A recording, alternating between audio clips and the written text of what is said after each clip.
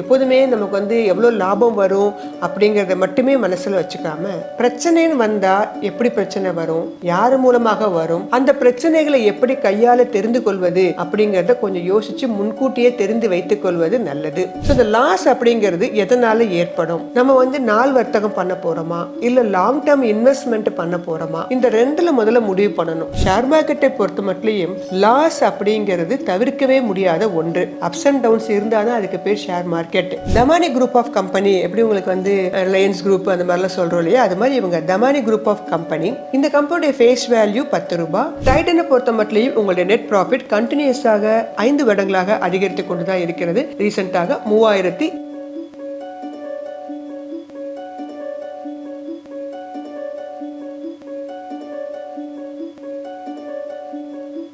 Wealth cafe நேயர்களுக்கு வணக்கம். வாரம் திருக்குறள் பதிவரம் பார்த்துட்டு இருக்கோம். வள்ளுவர் வழியில் வர்த்தகம் அப்படிங்கிற ஒரு செக்மெண்ட் நம்ம பண்ணிட்டு இருக்கோம். இந்த வாரம் உங்களுக்கு நான் எந்த வள்ளுவர் குறள் கொண்டு வந்திருக்கேன் அப்படின்னு கேட்டீங்கன்னா, ஊர் ஓரால் உற்றபின் ஒல்காமை இவ்விரண்டின் ஆரம்பர் ஆய்ந்தவர் கோல் அப்படிங்கிற இந்த திருக்குறள்.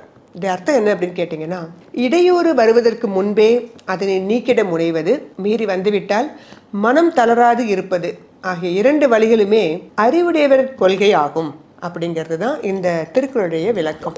இது நம்மளுடைய ஷேர் மார்க்கெட்டுக்கு எப்படி பொருந்தும்? ஒரு பிஸ்னஸ் நார்மலாக ஒரு பிஸ்னஸ் ஆரம்பிக்கிறீங்கன்னு வச்சுக்கோங்களேன். அந்த பிஸ்னஸில் எந்த மாதிரி உங்களுக்கு பிரச்சனைகள் வரும், எப்போதுமே நமக்கு எவ்வளோ லாபம் வரும் அப்படிங்கிறத மட்டுமே மனசில் வச்சுக்காம, பிரச்சனைன்னு வந்தால் எப்படி பிரச்சனை வரும், யார் மூலமாக வரும், அந்த பிரச்சனைகளை எப்படி கையாள தெரிந்து கொள்வது அப்படிங்கிறத கொஞ்சம் யோசிச்சு முன்கூட்டியே தெரிந்து வைத்துக் கொள்வது நல்லது. ஸோ இந்த ஷேர் மார்க்கெட்டை பொறுத்த மட்டும் இடையூறு அப்படிங்கிறது என்னவாக இருக்க முடியும், நமக்கு வரக்கூடிய அந்த லாஸ். ஸோ அந்த லாஸ் வருது அப்படின்னா எதனால அந்த லாஸ் வருது, அந்த லாஸை நம்ம எவ்வளோ தூரம் நம்மளால் தாங்கிக்க முடியும். நம்மளுடைய ஃபினான்ஷியல் பொசிஷன் ஒவ்வொருத்தருக்கும் ஒரு மாதிரி இருக்கும். ஸோ அப்படி இருக்கும்போது இவ்வளோ தூரம் லாஸ் வந்தால் என்னை அது பெரிதாக பாதிக்காது அப்படின்னு நம்ம முதல்ல ஒரு அளவுகோல் வைத்துக்கணும். எக்ஸ்ட்ரீம் எண்டு வரைக்கும் ஃபுல்லாக மூழ்கிடுற வரைக்குமா விடுறது. ஸோ நம்ம ஒரு அளவுகோல் வைத்துக்கொள்வது நல்லது. ஸோ இந்த லாஸ் அப்படிங்கிறது எதனால ஏற்படும், நம்ம நாள் வர்த்தகம் பண்ண போகிறோமா இல்லை லாங் டேர்ம் இன்வெஸ்ட்மெண்ட் பண்ண போகிறோமா,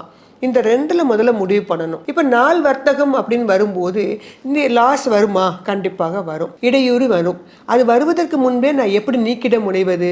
நீக்கிட முடியாது. லாஸ் அப்படிங்கிறது ஃபுல்லாக வராமல் இந்த ஷேர் மார்க்கெட் பிஸ்னஸ் இல்லை. ஆனால் லாஸை மினிமைஸ் பண்ணிக்கலாமே. ஸ்டாப் லாஸ் அப்படிங்கிற ஒரு விஷயம்தான் உங்களுக்கு இங்கே வரக்கூடிய லாஸை தவிர்ப்பதற்கான ஒரு வழி. ஸோ இடையூறு வருவதற்கு முன்பே அதனை நீக்கிட முனைவது அப்படிங்கிறது அதுதான். இதே நீங்கள் லாங் டேர்ம்ல போறீங்க, அங்கே போகும்போது அங்க சில கம்பெனி ஷேர்ஸ் எல்லாம் வாங்குறீங்க. அப்படி வரும்போது அந்த கம்பெனி என்ன ஆகலாம், பிரச்சனையாகி உங்களுக்கு என்ன பண்ணலாம், அந்த கம்பெனியை மார்க்கெட்டை விட்டு கிளம்பி போயிடலாம். அப்ப அந்த கம்பெனி செலக்ஷன் அப்படிங்கிறது ரொம்ப முக்கியம். அதை எப்படி தவிர்ப்பது, இந்த இடையூறு எப்படி தவிர்ப்பது, அந்த கம்பெனியை பற்றிய ஃபண்டமெண்டல்ஸ் எப்படி இருக்குது, டெக்னிக்கல்ஸ் எப்படி இருக்குது, ஸோ அதன் செயல்பாடுகள் என்ன அப்படிங்கிறதை தெரிந்து வைத்துக் கொள்வதன் மூலமாக லாங் டேர்ம்ல வரக்கூடிய லாஸ்களையும் நம்ம என்ன பண்ணலாம், தவிர்க்கலாம். ஸோ அதனால ஷேர் மார்க்கெட்டை பொறுத்த மட்டும் லாஸ் அப்படிங்கிறது தவிர்க்கவே முடியாத ஒன்று. அப்ஸ் அண்ட் டவுன்ஸ் இருந்தால் தான் அதுக்கு பேர் ஷேர் மார்க்கெட். ஒரு கம்பெனி வாங்கின உடனே ஏறிவிட்டால் எல்லாருமே இந்த மார்க்கெட்டுக்கு வந்துருவாங்க. ஆனால் இந்த பிஸ்னஸ் அப்படி கிடையாது. அப்ஸ் அண்ட் டவுன்ஸ் அதிகமாகவே இருக்கக்கூடிய ஒரு பிஸ்னஸ். அப்படி இருக்கும்போது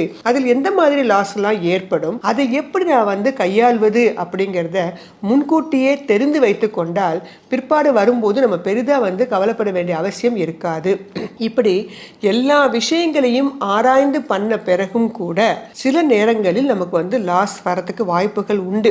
அப்படி வந்துருச்சு அப்படின்னா மனம் தளராது இருப்பது, மார்க்கெட்னாவே அவ்வளவுதான், இனிமேல் லாஸ் தான், அந்த மாதிரி எண்ணத்துக்கு வந்து விடாம எதனால ஏற்பட்டது, அதை எப்படி நீக்குவது, அதை கொடுத்து விட்டு வேற கம்பெனி வாங்கலாமா, இப்படி பல வழிகளில் யோசிப்பதை விட்டுவிட்டு ஐயோ லாஸ் வந்து விட்டது என்பதற்காக நம்ம மனம் வருந்தி கொண்டால் எந்த விதமான பலனும் இருக்காது.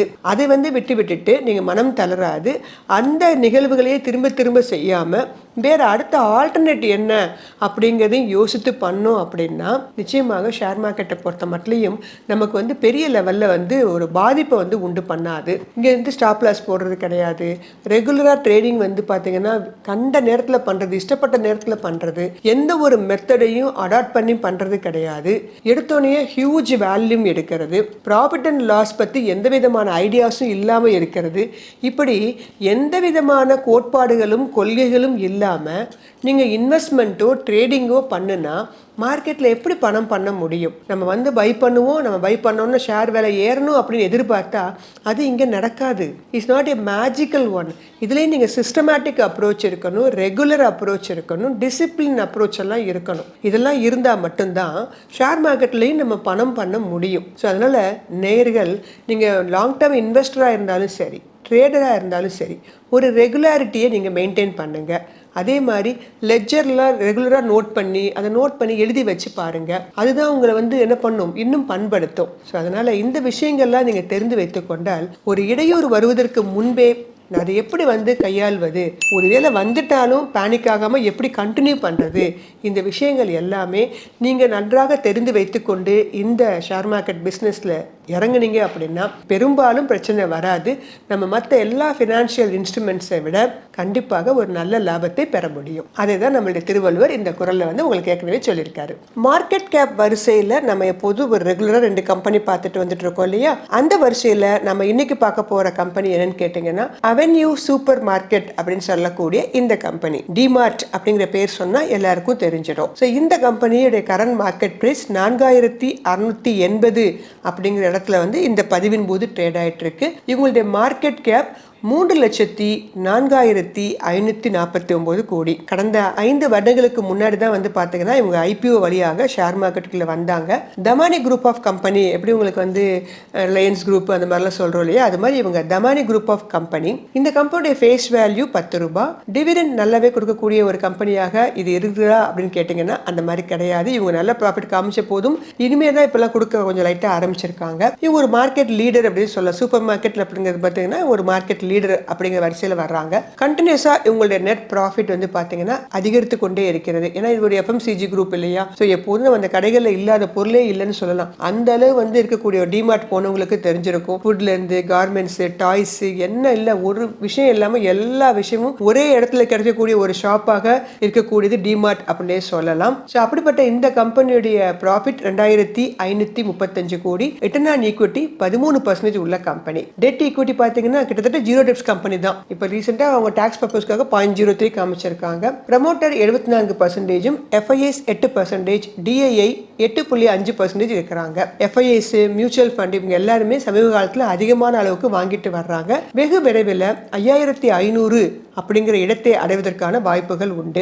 இவங்களுடைய காம்படிட்டர்ஸ் வந்து பார்த்தீங்கன்னா யாருன்னா ட்ரெண்ட், ஷாப்பர் ஸ்டாப்ஸ் இந்த மாதிரி கம்பெனிலாம் சொல்லலாம். இவங்க எல்லாரையும் விட அதிகமான அளவுக்கு நெட் சேல் பேக் வச்சிருக்காங்க. 50,788 கோடி. இவங்களுடைய நெட் சேல்ஸ் பார்த்தீங்கன்னா 50,788 கோடி. எல்லாரையும் விட அதிகமான அளவுக்கு பேக்கப் வச்சிருக்கிறாங்க. ஸோ நீண்ட கால அடிப்படையில் பார்க்குறவங்களுக்கு ஒரு சூப்பர் மார்க்கெட் அப்படிங்கிறதெல்லாம் பார்த்தீங்கன்னா எப்போதுமே மக்கள் வந்து போகிற இடம், வந்து வாங்கிட்டு இருக்கக்கூடிய இடம். இன்னும் நிறைய பிரான்ச்சஸ் இதெல்லாம் இவங்க வந்து உருவாக்கும் பட்சத்தில் நிச்சயமாக இந்த கம்பெனி உங்களுக்கு ஒரு நீண்ட கால அடிப்படையில் ஒரு நல்ல லாபத்தை கொடுக்கக்கூடிய கம்பெனி இந்த டிமார்ட் அப்படின்னு சொல்லக்கூடிய அவென்யூ சூப்பர் மார்க்கெட் கம்பெனி.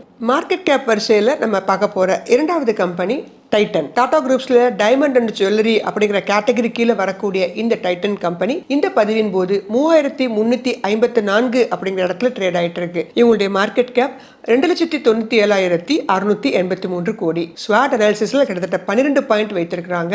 நல்ல டிவிடெண்ட் தரக்கூடிய ஒரு கம்பெனியே.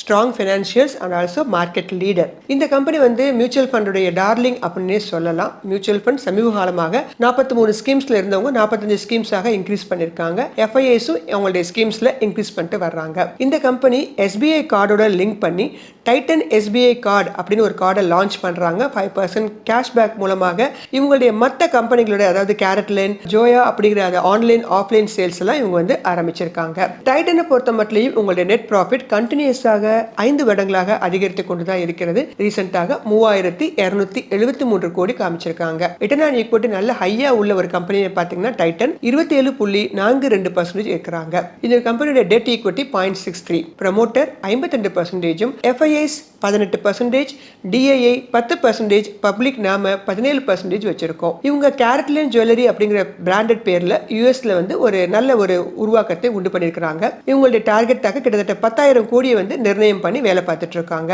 இந்த கேரட்லின் அப்படிங்கிறது சப்சிடரி ஆஃப் டைட்டன் கம்பெனி. இந்த கம்பெனியோட நெட் ப்ராஃபிட் வந்து பாத்தீங்கன்னா கண்டினியூஸா ஏறிக்கொண்டே இருக்கும் பட்சத்துல இவங்களுடைய நெட் சேல்ஸ் 40,575 கோடி அப்படிங்கிற மாதிரி காமிச்சிருக்காங்க. இந்த கம்பெனி வந்து பாத்தீங்கன்னா இவங்களுடைய டெட் ஈக்விட்டி ரேட்டியோவும் குறைச்சிட்டே வர்றாங்க. அப்படிப்பட்ட இந்த டைட்டன் அப்படிங்கிற கம்பெனி ஒரு நீண்ட கால அடிப்படையில் வாங்குறவங்களுக்கு மார்க்கெட் கேப் வரிசையில் ஒரு தரமான சாய்ஸாக இருக்கும். ஸோ நேயர்கள், இந்த 2 கம்பெனி, டிமார்ட்னு சொல்லக்கூடிய கம்பெனி, டைட்டன், இது ரெண்டுமே கிட்டத்தட்ட ஒரு 3 லட்சத்துக்கு மேல மார்க்கெட் கேப் உள்ள ஒரு சிறந்த நிறுவனம். நீண்ட கால அடிப்படையில் வாங்குபவர்களுக்கு இது ஒரு நல்ல சாய்ஸாக கண்டிப்பாக அமையும். நன்றி, வணக்கம். இந்த வீடியோ உங்களுக்கு பிடிச்சிருந்தா லைக் பண்ணுங்க, ஷேர் பண்ணுங்க, கமெண்ட் பண்ணுங்க. மறக்காம வெல்த் கஃபே தமிழ் சேனலை சப்ஸ்கிரைப் பண்ணிட்டு பெல் பட்டனை கிளிக் பண்ணுங்க.